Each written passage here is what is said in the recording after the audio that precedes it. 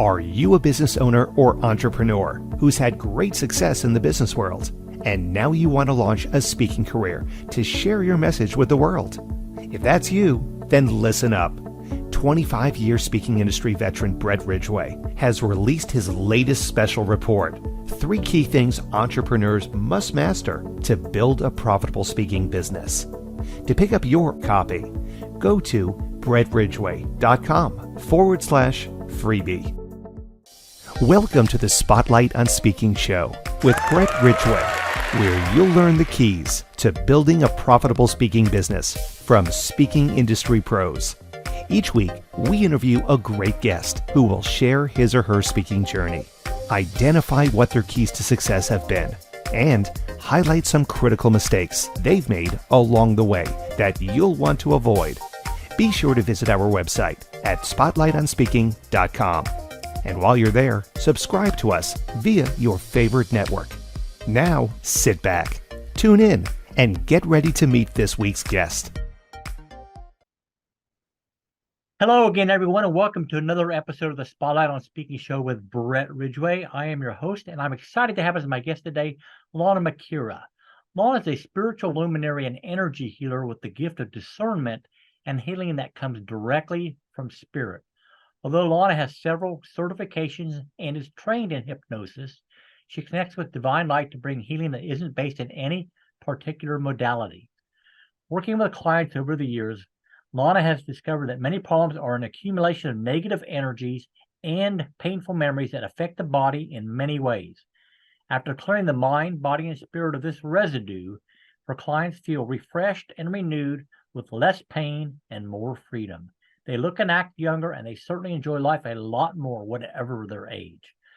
Lana is an inspirational speaker and an award-winning best-selling author and ghostwriter of more than 40 books with 1 million books sold. She writes impactful, driven fiction and teaches novelists how to write an impact-driven fiction in her course, How to Write a Novel That Sells. She has 2 new fiction releases coming up in 2023. And with that, welcome, Lana, to the Spotlight on Speaking show. Thank you so much, Brett. I'm excited to be here today. All right, so you and I were talking the other day, and you had kind of a very interesting background. So you're an energy healer and all that, but you also do ghostwriting, which is kind of an unusual combination, to be honest with you. So, before we get into the speaking side of things, how'd you get into ghostwriting in the first place? And 40 books, how many are you cranking out a year? 2+ usually. You can't be old enough to have written 40 then. Yes, I am. Yeah, the scars are inside. They're not out. So how'd you get into that ghostwriting thing in the first place? I was a stay-at-home mom for 30 years, and I, at that point, wrote 27 books while I was raising my kids. I started out in the romance novel genre, and then I went into other things. So that's how I started. Well, I won a national award in 2001, and that put me into a different realm of the writing world. And so that was my beginning. But then I got a divorce in 2009, and I couldn't write. I was so emotionally racked, and I lost my voice, and I had to figure out, who am I now? I didn't know where I was going to land. And so over a space of about 5 years, I was in therapy. I was trying to get myself together. And then I met someone, a book broker, who hooks people up with ghostwriters. Well, I'd never ghostwritten a book before, but people have been telling me, what are you doing? Working in marketing or whatever. You're a writer. So I started off editing with her. And then I told her, I'd like to start ghostwriting. And so she gave me a job, and I was off and running. I went full time in 2015, and I've been earning a living ghostwriting ever since. So I'm curious, you mentioned you received an award in the early 2000s that put you into a different realm. What was that award? Because that's not a usual topic on the show, but I want to look at that a little bit. So what was the award specifically for? And was it something that you went out and sought, or just came to you? Oh, that is such a good question. And it's such an interesting story too. I wrote a historical novel about the Scopes evolution trial, the monkey trial. And so I got that published, And that was a different genre. That was historical fiction, had a mystery in it, serial killer mystery. And so I published the book, I'm going on with my life. And the publisher contacted me and said, are you okay if we submit it to the Christie Award? And I said, what's that? They said, well, it's a national award that all the publishers contribute their best books. And so the publishers are, actually out for the award too, not just the author. And then the Christie Committee, there's an appointed committee of editors and agents and publishers that are on this committee. They judge the book. I said, okay, does it cost anything? They said, no, just send 10 copies. We're going to need 10 copies. It's a judging committee of 10. So I did, and I kind of forgot about it. I didn't think I was ever going to win. I mean, who am I among all the publishers, right? Well, there's 9 categories. One of them was historical U.S. history, U.S. historical category. So I got an email, I don't know, 4 or 5 months later from the Christie Committee. And they said, are you planning to attend the award ceremony? I'm like, well, I don't know. It was in Atlanta. I was living in Mississippi at the time. It was like 10-hour drive, overnight stay in a hotel. I'm like, nah, I'm not going. So I said, no, I wasn't planning on it. And then they came back a few days later and said, we strongly suggest that you attend. So I said to my husband at the time, I said, I think we better go. So yeah, there I was in this big, massive ballroom at the Marriott Hotel in Atlanta, and they had 9 categories. So every category, the 4 or 5 finalists would stand, and I'm looking around at who's standing up, and I'm seeing names I recognize, like, wow, that's so-and-so, and that's so-and-so. Then I stood up, with my group, and I recognized some names in my group too. And I heard them call my name, and they almost had to help me to the stage. I mean, I was just like, what? What am I going to say? Because I didn't have any acceptance speech prepared or anything like that. So somehow I got up there and I said a couple words and got back down, and my life completely changed that same night. Well, the reason I asked you about that, Lana, is, a lot of speakers are authors in their own right. And, publishers talk about book awards all the time, and there's lots of different book awards out there. And some of them you got to pay to, get into, and others, as you said, you just got to send them copies or whatever. So as a speaker who's an author, in your opinion, is it worthwhile to get involved in book awards? And how did it change your life specifically that somebody thinking about it may say, yeah, I should do that or not? Well, it depends on the award. But since then, I have become a consummate award enterer, contest enterer. I enter all these different contests all the time. And that same book has won the Literary Titan Silver Book Award. It's a Book Excellence Award finalist and 5-star review on Reader's Favorite. And I just submitted a manuscript to the Titan Book Award, and it won silver Titan, Literary Titan Silver Book Award is the way you say it. So what I say is, if you don't submit, you can't win, and don't give yourself a no to start off with. It might cost you a couple $100, but hey, in the event you win or you even place, you've got something to put underneath that book wherever it's posted. You get seals, these images to put on your website. Go ahead and try and learn, learn from what you're doing, see how it works, improve your writing, get an editor, get a good editor, and just, get involved in up-leveling yourself in the writing world. So that's been my philosophy on it ever since. And the way it changed my life was not in book sales, believe it or not. I know a lot of people think, oh, if I win this award, I'm going to sell books. No, that's not really what happens. So what happened was my publisher said I was the only Christie winner they ever had. And they said, we want to hire you to do some editing and book coaching for us.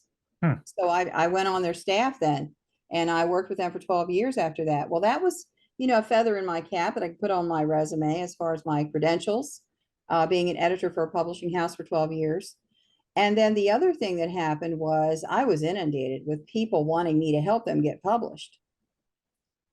I was getting emails constantly. People were buttonholing me at events. And so I said to myself eventually, after getting off the phone for like 2 hours with someone, I'm going to start a course. And so I wrote a course, How to Write a Novel That Sells. I launched it in 2001. I ran it till 2009. People were getting published left and right from my course. I've got testimonials on my website of people who've done amazing things. And then, of course, in 2009, I shut everything down because I couldn't write. I couldn't do anything. I had a divorce and that was it. And so last year I started my course back up, and it's back there again, how to write a novel that sells.com. And then my Christie winner just got re-released last June, 2 months ago. I found a different publisher. The publisher that had it initially went out of business in 2012, and it was dead in the water for 10 years. My Christie winner, I just like, oh, I gotta get it back. I finally found a publisher. Morgan James released it in June. I couldn't be happier. It's back out there on the market again. So. And Morgan James actually published all of my books, so Okay. know those folks well. So, all right, so let's move away from the world of book awards and all that, because that's one of those tangents I tend to go on once in a while. But let's talk more about your speaking journey. So, when did you decide that you needed to get out there and speak? And under what topic were you speaking? Obviously, you're an energy healer, a spiritual coach, and all that, but you also do all the book things. So, when you speak, what do you typically speak on? And how long ago did that speaking journey start? Oh, wow. I was incredibly shy when I was in school. And in college, my course requirement was 2 semesters of speech. And I was so shy that I didn't sleep the night before I had a speech due. And I did terrible at it. It was the worst grade I had the whole time of my whole college career. It was the worst grade I had. It was a C. So yeah, I wasn't a born speaker by any means. And so then I married a pastor. At 21 years old, I married a pastor. I had to speak. Every time we went somewhere, they're like, oh yeah, pastor's wife, you're going to teach this, you're going to do that, and I had to get over it. I just had to get over it. And so mainly the beginning of me losing my stage fright was just the fact that I was doing it all the time. And I eventually got used to it. And so I always tell people who have that fear of public speaking, just get out there and do it. Just get over your nerves. Just get out there and feel what it's like. It's really not that scary. And then the second piece of it was, at some point, I realized that my message was more important than my appearance, than whether I stumbled over a word or lost my train of thought. All of that was secondary to the message. And so once I began to focus on the message, that took away a lot of my nerves as well. So during those days, I was a pastor's wife. I was not an energy healer. I was a different life back then. But then when I won the Christie Award, there was a PR company that represented my book, and they had me on radio shows, and I was on TV, Grizzly Adams TV documentary. And again, opportunities and just getting out there and doing it and being prepared. Also knowing your material. Those kind of things give you the confidence to step ahead. And so I was speaking from that point on. I was speaking a lot. And then after my divorce, I went through that 5-year period. And as I came through the healing part and getting my life back and reinventing myself, I literally changed my name and moved to a different part of the country. I got a fresh start completely at the age of 52. And so I started getting out there on podcasts and speaking about abuse, childhood trauma, starting over after 50. I just started to talk about my life experience. I wanted to help other people, especially women, midlife women, who a lot of us are reinventing ourselves. The stories are just unending, coming my way. And I did an interview with a gal, and she called me about 2 or 3 weeks later, was very soon. And she said, I just bought a TV show. Would you like to have your own show? Wow. She bought a TV station called the Awake TV Network. And she said, I'm recruiting people to come in and do shows. Would you like to have your own show? And I said, yes. I'm checking in my spiritual guidance here. Yes. And she said, what do you want to do it on? I said, I have no idea. But yes. And so then I went in and, meditated and got clear on it. And my show was called Now It's My Turn, where the 50-plus woman awakens her spark and enjoys her life. And I did that for 3 seasons on the Awake TV network. So now, I was camera shy for a long time. I avoided video, but I found out that, video is not really that scary either. So that's really my story. Now I'm, media, I guess, person, or, I'm out there all the time. And I just feel like I love the energy of talking to another person. And then sometimes, we're doing live streaming and people come in and ask questions. And I just love the interaction of it. I'm kind of sequestered here in the hills of Florida, out in the country. And there's not They many have people. hills in Florida? No. But it's mountain people. It feels like mountain people to me. So what's your go-to topic these days on when you do a speech typically?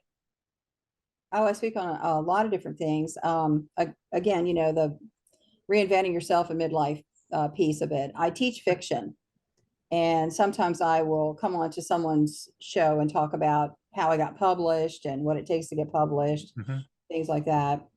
I also talk a lot about narcissistic abuse, because I did write a book called called Never Date a Narcissist Again. And by the way, I spoke at Harvard on that topic, how to never date a narcissist again, my Blue Talk at Harvard. And so I talk about narcissistic abuse, how to spot someone who's targeting you and enrolling you into that process, how to get out of it, how to heal yourself, and then childhood trauma, because I also had a lot of childhood trauma, which they go together. Yeah. If you are an adult and you get enrolled by a narcissist, you probably have some abuse in your past, because it kind of schools you to put up with that.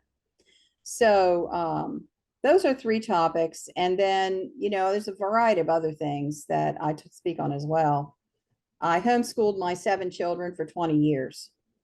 So, education, children, all kinds of different things related to family. I could talk about that. All right. But mostly the business stuff. Okay. So what's your goal when you go out to do a speech on the business stuff? Is it to enroll them in your course? Is it to get them on your list? What makes for a successful speech in your mind? Having someone go to my site and enroll, and the giveaway on my site is a free video, an ebook about how to put your novel together using this 3-ring binder. And I go through the binder and show what's in it and everything. So that brings me novel students. If someone goes to my site, there's a media link at the top where someone could click there and see all the places that I've been speaking, right, and links to the recordings of various things. So it also gets me speaking engagements. So those are really my two things. So in your mind, Lana, what are the, let's say, 3 biggest tips that you would have for an aspiring speaker to be successful? Well, there's a couple things. One of them is to get connected with TEDx, and to try to get into a TEDx situation. TEDx is like, if you want to be a full-time speaker and earn money, TEDx is like the benchmark for it. At least go there, at least do it so that you can get the training, because the training at every level is important. You're going to use that the rest of your life. So that would be one thing. There are quite a few different companies out there that will teach you how to do a TEDx talk, and that training is invaluable. And then the other thing is to get into these actual collaboration groups where speakers and event planners and podcast hosts come together and connect and make connections. Connections is like the lifeblood of speaking. You have to get out there and get to meet people. It's a people business. So those two things would be hugely important. And then the third thing is to get your media kit up to speed. Now, what I do is I have a Google Drive folder, and I put all my pictures, my high-res photos, pictures of me speaking, and anything that's appropriate in that folder, as along with my Google document. It's a Microsoft Word document in Google with my bio, 3 different topics. All my social media links are in that document. And anybody listening is welcome to go over there, lmmediakit.com, lmmediakit.com. Just download it and copy what I did, put your stuff in there instead of mine. I invite people to do that all the time, because you need a concise place for not only other people to go, but for you to go. Sometimes people want job form or these other places to submit, and I just go to lmmediakit.com. I pull up my document. I've got it all right there. Copy, paste, go over here, and I'm done. So streamline. And not only does it save you time, but it also is a professional image with an easy link that you can spiel off at any moment, or write on a card, or type into a chat box. Get your .com, direct it over there, and then your credibility rises. Because I'm sure, Brett, I'm not telling anything you don't know. It's hard to get people to send their pictures, their bio, and all this. You got to kind of chase them down. So if you've got that, just in this instant, there it is, right there. That really helps for you. Well, that's such great advice. I do have a couple other questions I want to ask you, Lana, but before we do, let's take a quick break for a word from our sponsor. Are you a business owner or entrepreneur who's had great success in the business world, and now you want to launch a speaking career to share your message with the world? If that's you, then listen up. 25-year speaking industry veteran Brett Ridgway has released his latest special report, 3 key things entrepreneurs must master to build a profitable speaking business. To pick up your copy, go to brettridgway.com/freebie. And we are back with the Spotlight on Speaking show, and my guest for this episode is Lana McAra. So, Lana, you mentioned TEDx talks, and I've never done one, so I don't have the experience you do in that arena, certainly at all. But my take on it has been in the past, and you can tell me whether you totally agree with this or totally disagree with this, is that you do a TEDx talk primarily, first and foremost, for credibility purposes, to say you've done a TEDx talk. Now, do you disagree with that or agree with that? And what does your TEDx talk enable you to do that maybe you wouldn't have been able to do otherwise? Okay, awesome. Yes, it does elevate your credibility. You have to get accepted. And it's not the easiest thing. Now, there are some tactics you can use.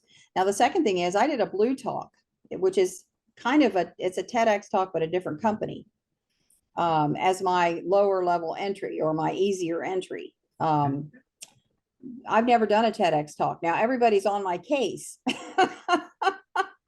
to get out there and do that.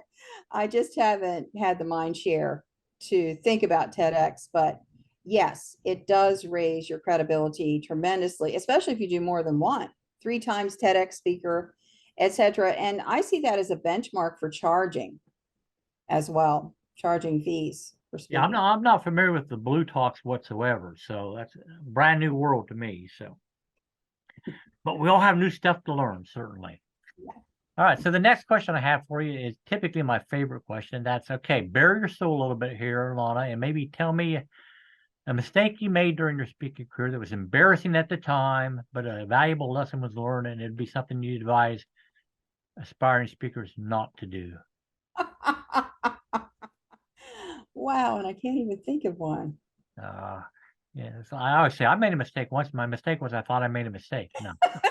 I know I've made a lot of them. My approach to mistakes is blow it off.